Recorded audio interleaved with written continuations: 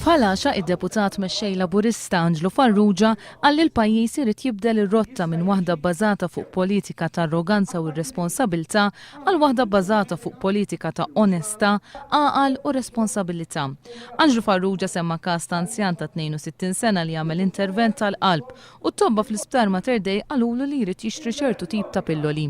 Dan l-anzjan spiċċa joħroġ madwar 70 euro fix-xahar minn butu minħabba li dawn il-pilloli huma out of stock. Anġlu Farrugia qal li żieda ta' 500 euro fix-xahar li ħadu l-Prim Ministru u l-Ministri setgħu għenu lil dan l-anzjan u ħafna oħrajn bħalu sabiex isibu l-pilloli li jkollhom bżonn. Id-deputat mexxej Laburista qal ukoll li mal-Ministru Joe Cassar ser iqajjem każ ta' raġel li ilu 12 sena fil-waiting list jistenna hip bone replacement u intervent fil-Musrana. Minnaħa tiegħu fir-Rabat id-deputat mexxej Laburista Tony Abela qal li l-Gvern ta' Lawrence Ghanzi fassa s-sistema fejn id-diżonestà qiegħda tkun ippremjata fil-waqt li l-onest jispiċċa kastigat.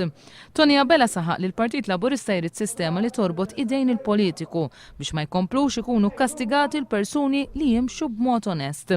Il-Partit Laburista qiegħed jaqra sinjali ta' żminijiet. In-nies illum jistennew soluzzjonijiet għal problemi tagħhom ta' kuljum, bħall-għoli tal-ħajja u l-kwalità ħażina ta' impjiegi.